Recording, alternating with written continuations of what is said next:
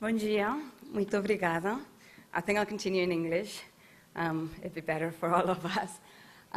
But I'm really very, very grateful, very thankful to be here. Thanks to the organizers, because I've been learning plenty, and it is an honor to also have the opportunity after this wonderful presentation to tell you a bit about. De fazer uma apresentação sobre a promoção do desenvolvimento infantil e represento aqui a minha equipe de pesquisa em Londres e as pessoas da Colômbia, que têm feito já um trabalho fantástico há muitos anos. Gostaria de agradecer a todos que colaboraram neste trabalho. Vou lhes contar um pouco sobre a nossa experiência no desenho, implantação e avaliação de um programa de média escala que tentamos implantar na Colômbia. Não sei se vocês se lembram desse slide de ontem. Estava na apresentação do Norbert. Esse foi o estudo jamaicano, feito por Grant e McGregor, na Universidade de West Indies, na Jamaica. Esse foi um dos estudos que elas fizeram, mas este é o modelo e nós trabalhamos com desenvolvimento infantil conforme este modelo. Este slide resume o impacto do programa de visitas domiciliares que eles desenharam, implantaram e avaliaram em Kingston no final dos anos 80. Foi uma pequena amostra, 129 crianças na avaliação, e esse programa era um programa de visitas domiciliares com estímulos para as crianças. Alguns receberam só os estímulos, outros receberam um pó nutricional, e isso tudo foi avaliado por um controle randomizado. O que esse slide mostra? Temos essa linha azul aqui. Este é o desenvolvimento cognitivo das crianças que não receberam a intervenção de estímulo. E antes de começar o estímulo, era aqui que eles se encontravam. Depois, em vermelho, as crianças que receberam o estímulo. É isso que acontece quando se faz um estudo randomizado. Depois de 2 anos, esta era a diferença nos scores cognitivos. 0,8 de desvio padrão. E o que é mais fascinante ainda é que eles continuaram a seguir essas crianças longitudinalmente, e as crianças que haviam recebido a estimulação nas visitas domiciliares continuaram a ter outcomes mais elevados do que as crianças que não haviam recebido essas visitas domiciliares. Houve um follow-up final, ou melhor, o último foi há 3 anos, e esses jovens adultos tinham 22 anos e as diferenças de QI se mantiveram. Esses adultos agora tinham também melhores resultados socioemocionais, menores taxas de depressão, menor probabilidade de ter um comportamento criminoso e, como Norbert disse ontem, eles tinham melhores resultados em termos de educação e no trabalho também conseguiam salários 25% maiores. Então, a pessoa do grupo de pesquisa que trabalhou em Londres ficou fascinado com esses resultados. Ele entrou em contato com a Sally e pediu que nós colaborássemos com eles para tentar promover e expandir o potencial desse tipo de intervenção. Mas se nós queremos que esse tipo de intervenção se transforme em programas e políticas feitos pelo governo ou pelas ONGs, precisamos resolver algumas questões. Nós precisamos entender como podemos repensá-las para que elas fossem implementadas em larga escala, como aplicar o modelo para alcançar o maior número de pessoas. Para tanto, é necessário reduzir custo, mas ainda assim manter o impacto. Ou seja, como isso pode ficar uma proposta atraente para as instituições e os governos.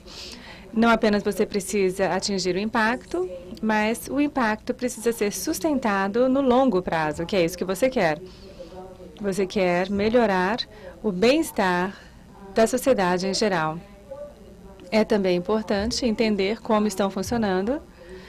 Estamos falando de comportamento, mas tem a ver com mudar a parentalidade, os modos de como as crianças e os pais se relacionam, como os pais respondem às crianças. Ontem vimos como é difícil conseguir isso. E é bem importante entender que essas intervenções, como que elas podem ter efeitos bons nas comunidades em geral. Na Colômbia, então, fizemos 2 perguntas sobre os mecanismos e a eficiência e o custo-benefício. Nós fizemos, então, um piloto de médio porte. A intervenção tinha 2 componentes: estímulo sociopsicológico por meio de visitas domiciliares, que eram semanais e duravam 1 hora. E isso foi adotado para essas visitas, o protocolo adotado da pesquisa da Jamaica. A pessoa que faz a visita domiciliar passa 1 hora com a mãe e a criança, fazendo várias brincadeiras. É uma sessão de brincadeira, mas não é brincadeira não guiada. Não é que ela vai lá brincar sem orientação, é mais ajudar a mãe a se engajar com a criança e mostrar como é importante ela responder aos estímulos da criança e o quanto ela pode fazer e o quanto ela pode contribuir para o desenvolvimento de seu filho. O segundo componente era de micronutrientes, complementação. Oferecíamos vitaminas e mineral em saquinhos para consumo diário. Nós inscrevemos 1.429 crianças entre 12 e 24 meses e estavam em 96 cidades. São 3 regiões grandes. E está a população bem espalhada, o que representou um desafio para a implementação e avaliação do piloto. Mas esse era o nosso objetivo. A gente queria saber se a gente conseguia pegar o modelo jamaicano e replicá-lo muito num cenário ainda maior e ainda assim conseguir impactos. Como eu disse, a gente queria aumentar a escala. Era uma escala média até o momento. Nós precisávamos pensar numa forma de atingir todas as famílias. E, claro, de uma forma que trouxesse um benefício em relação ao custo. Nós começamos a trabalhar com os recursos da comunidade, trabalhando com mulheres locais. Na Colômbia, assim como o Bolsa Família, tem um programa chamado Famílias em Ação. E a gente vê que foi por isso que a gente escolheu esse assunto, porque o Maurício mostrou que no mundo inteiro estão fazendo esse programa, e é de verdade. Portanto, a gente tem possibilidade de replicar tais programas em outros lugares. E na Colômbia, assim como outras formas desse programa, como Bolsa Família, há subsídios ou recursos para famílias pobres. O programa da Colômbia tem cobertura de 20% da população mais pobre, ou seja, eles dão dinheiro para as mulheres e engajam as mulheres que recebem o benefício. Na Colômbia, ela é chamada de madre líder. Essas mães que recebem um benefício selecionam uma mãe líder e ela que vai expressar as preocupações do grupo, vai ouvir as discussões e ela seria uma ótima candidata para fazer as visitas domiciliares, porque ela é eleita por todos os beneficiários do programa Famílias em Ação. Ela tem ela é mais dinâmica, ela fala melhor e ela é conhecida pelas outras mães. A gente viu que as características dessas mulheres eram propícias para que elas pudessem entrar na casa das pessoas durante 1 hora por semana. Então, com o apoio do programa Famílias en Acción, a gente treinou as madre-líderes para fazer as visitas.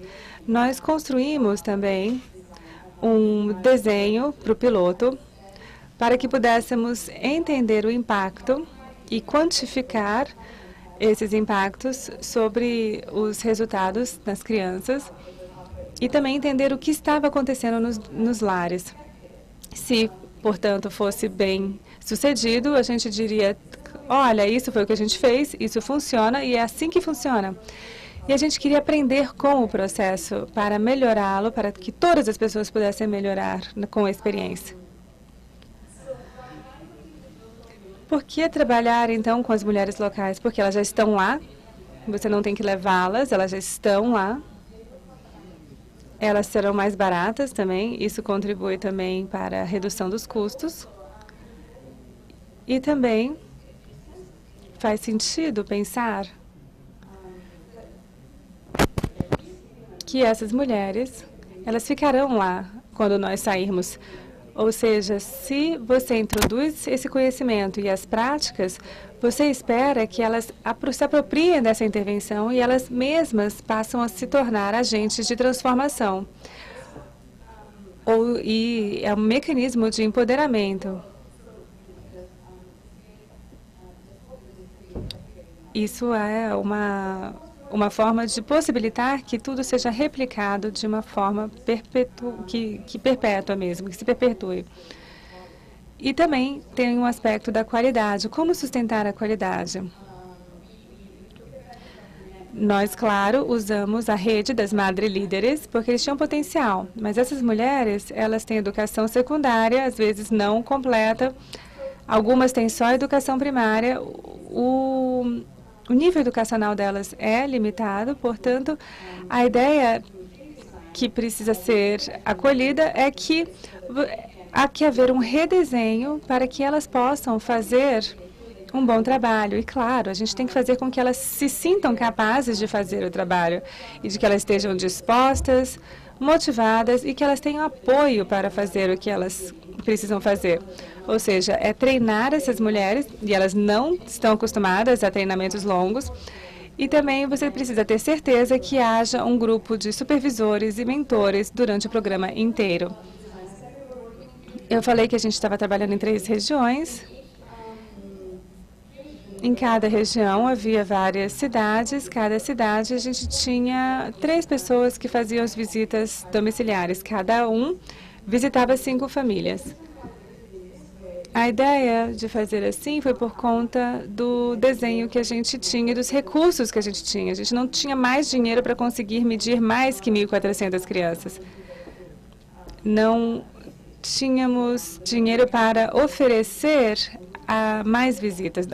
Teríamos gostado muito de fazer isso, mas infelizmente não foi possível. Esses grupos foram divididos em grupos de 8. Cada grupo de 8 era da responsabilidade de um mentor. E haviam 6 mentores. Essas mentoras tinham formação em psicologia e educação e também alguma coisa de formação dentro de educação infantil e desenvolvimento infantil. A gente também tinha sessões de feedback, que também eram importantes, que a gente aprende bastante, mas é necessário saber que as coisas funcionem. E depois que acabamos com o treinamento, elas foram para as comunidades e foram treinadas os agentes de visita domiciliar durante 3 semanas.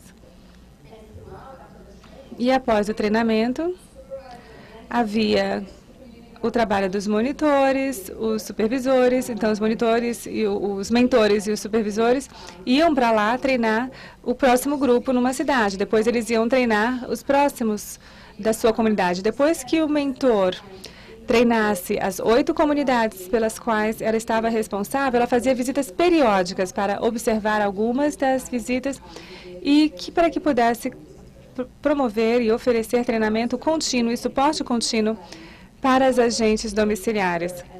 A relação entre os mentores e os agentes era semanal também, ou seja, a área que ela tinha que fazer a cobertura era necessária. Haveria, de repente, que ela precisasse de mais tempo. 6 semanas não foi o suficiente, porque às vezes havia enchente, havia feriados.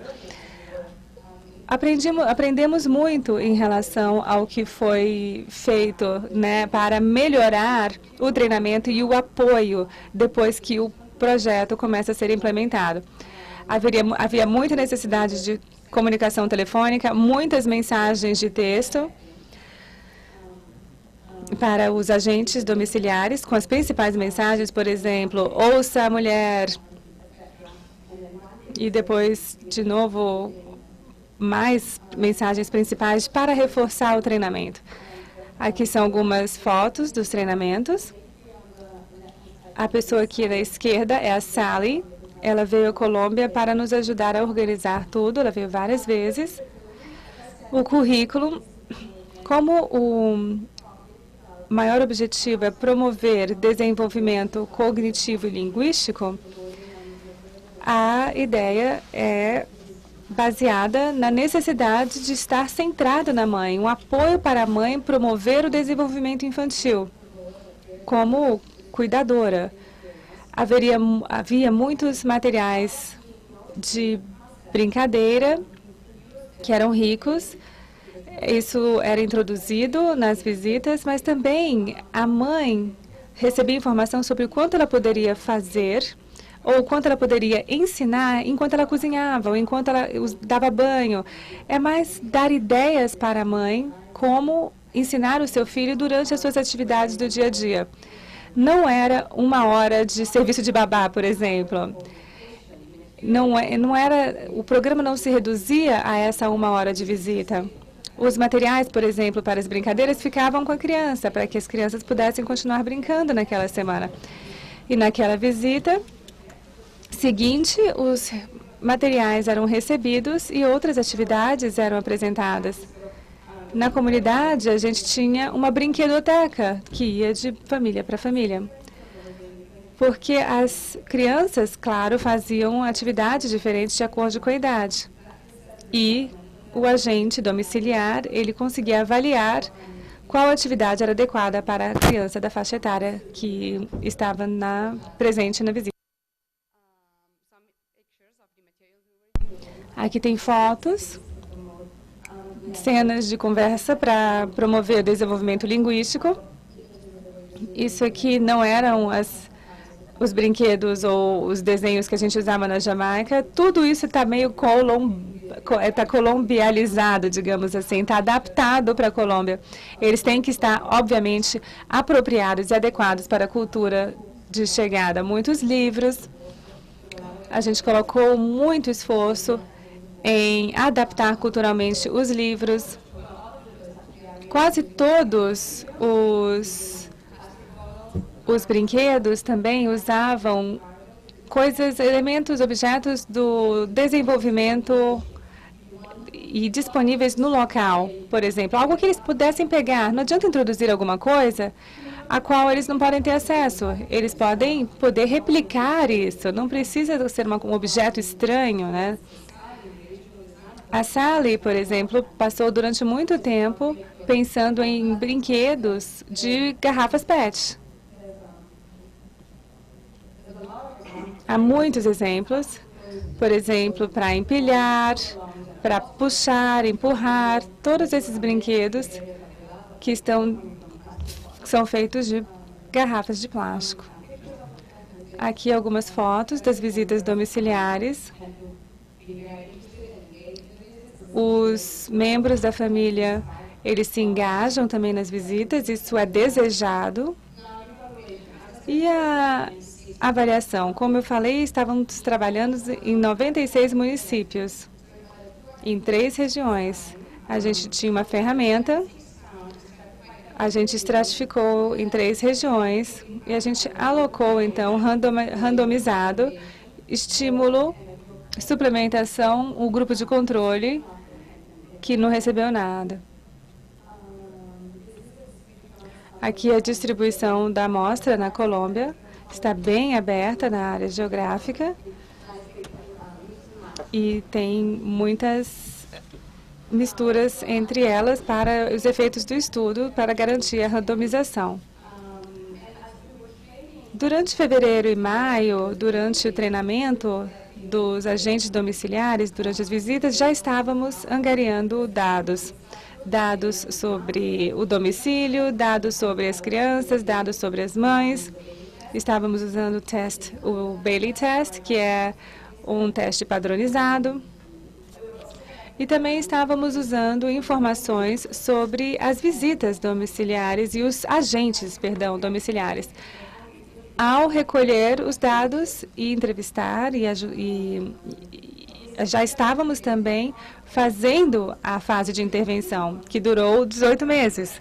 Durante esse período inteiro, pelos agentes e pelos mentores, coletávamos informações sobre as visitas, sobre a frequência, sobre a duração, quem que era o principal cuidador na visita, a interação que acontecia entre o agente e a mãe, o agente e a criança, a mãe e a criança, para que pudéssemos aprender com os dados e identificar e entender melhor sobre o impacto. Sobre a parte da nutrição, também coletávamos dados sobre a ingestão dos suplementos. Em setembro, dezembro, passamos a fazer um phase-out da fase de intervenção e, no final, fizemos focus groups com as mães que participaram. Também entrevistamos alguns dos agentes domiciliares para dar um aspecto mais qualitativo aos dados quantitativos que tínhamos. Os índices cognitivos estão medidos aqui neste gráfico. Aqui a gente vê o verde é a estimulação, a linha verde são o preto é o controle, e aqui você vê nutrição e estímulo e nutrição na outra linha. Os índices cognitivos estão todos um em cima do outro. Isso é bom. Isso é bom por causa da randomização. As amostras foram randomizadas, como eu disse antes. Depois de 18 meses, isso o que acontece? Os índices cognitivos, aqui a gente vê, são as idades em meses, aqui na idade, e o follow-up. Essas crianças têm entre 30 e 40 meses de vida. Aqui são os controles. Aqui, a linha vermelha, são os dados do Bailey das crianças que receberam as visitas domiciliares. E agora você vê que tem um intervalo aqui. E este é o impacto da intervenção.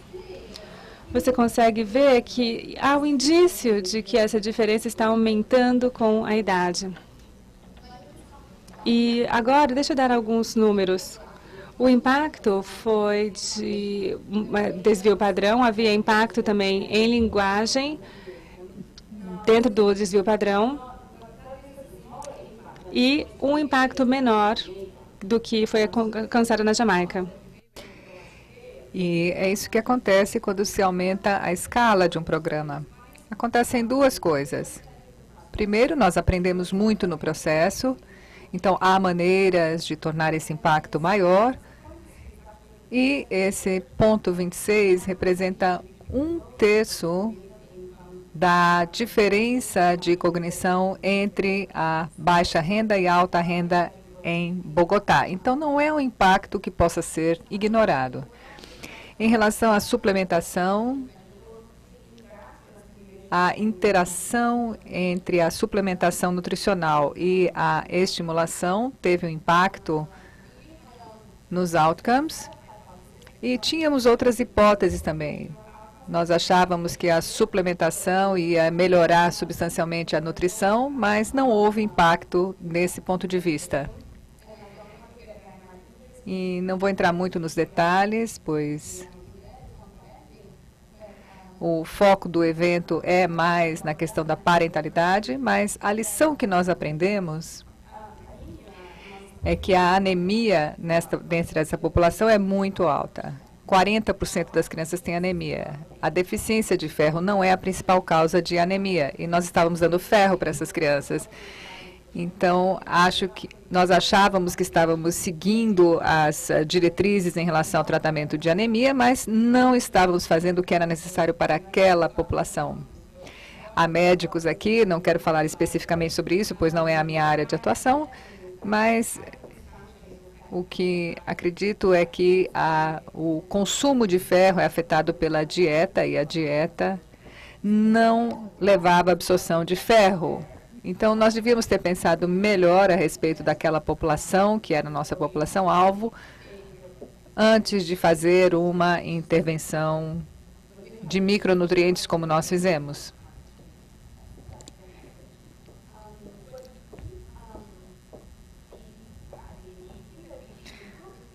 Onde vimos uma melhoria substancial foi no nível de estimulação no ambiente doméstico. A estimulação realmente melhora os scores de cognição e de linguagem das crianças. Nós medimos o nível de estimulação com os materiais de brincadeira na casa e com as atividades de brincadeira. Isto é, quantas vezes um adulto brincava com a criança, ou cantava músicas, ou dava nomes aos objetos, ou lia, ou contava, etc. Esse tipo de coisas, assim como o número de brinquedos na casa, tanto aqueles feitos em casa quanto aqueles comprados, e também os outros objetos da casa que eram usados pela criança para brincar, tudo isso aumentou. Então, isso nos diz que algo mudou. Isso pode ser indicativo de que talvez os benefícios possam se manter no decorrer do tempo. E se essa mãe vier a ter outros filhos, que esse benefício também se transferirá para essas outras crianças. Nós tínhamos a hipótese de que talvez a depressão materna, que tinha um score bastante alto, que tudo isso ia diminuir, mas esses scores de depressão não se modificaram. E agora um pouquinho sobre os custos. O custo foi de $515 por criança por ano. É um custo relativamente alto, mas é muito mais baixo do que existe no orçamento da Colômbia para a provisão de serviços nessa área. Então, é uma intervenção que tem condições de concorrer com as que já existem. 52% do custo desse programa era dos supervisores, pois eles tinham um salário alto e um per diem. Por 18 meses, eles circularam em todas essas cidades para treinar as agentes domiciliares e etc. E tudo isso custa muito, porque tem custos de viagem, de acomodação. E se vocês pensarem em implantar isso num nível maior, em grande escala, talvez seja melhor ter supervisores na própria área, que não tenham que viajar tanto. E também os supervisores podem trabalhar com um número maior de beneficiários. Cada agente visitava 5 filhos, talvez pudesse visitar 5 crianças, perdão, talvez pudesse visitar 10 se estivesse trabalhando em tempo integral. E a supervisora também, se tivesse agentes que estivessem mais próxima dela, poderia trabalhar também com mais agentes, e isso, obviamente, reduziria os custos, talvez para uns $300 por criança, o que traria um benefício substancial em termos de custo. E o que nós aprendemos em todo esse tempo? Aprendemos que, quando se pensa no desenho e na implantação, essas intervenções de grande escala podem ser muito eficientes em termos de custo e podem ter um impacto significativo sobre as crianças. Esses impactos também podem se manter durante o tempo. Nós voltamos aos mesmos lugares 2 anos depois da intervenção para coletar dados e ainda precisamos analisá-los. E nós queremos saber se esses impactos se mantiveram. mas nós sabemos que algo dentro das casas mudou. O ambiente doméstico melhorou para as crianças. E isso, combinado a toda a história que as mães nos contam, nos indica que os efeitos podem muito bem permanecer. A qualidade é extremamente importante, mas é difícil de manter. É mais fácil em pequena escala, mas quanto mais se amplia o programa, mais difícil é manter a qualidade.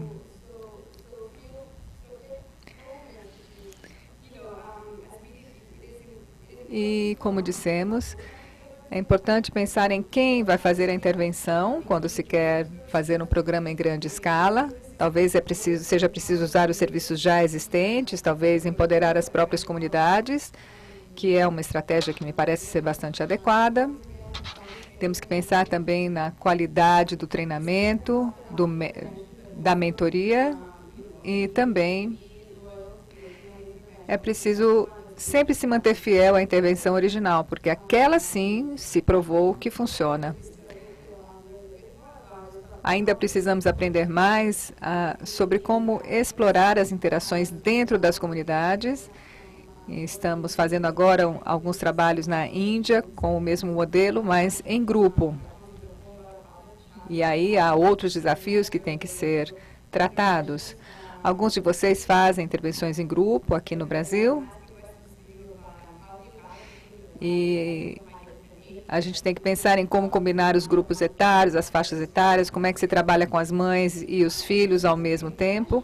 Mas esse tipo de intervenção tem um grande potencial, porque as mães adoram se reunir e falar sobre os problemas que elas enfrentam. Então, há um grande espaço aí para um aprendizado conjunto.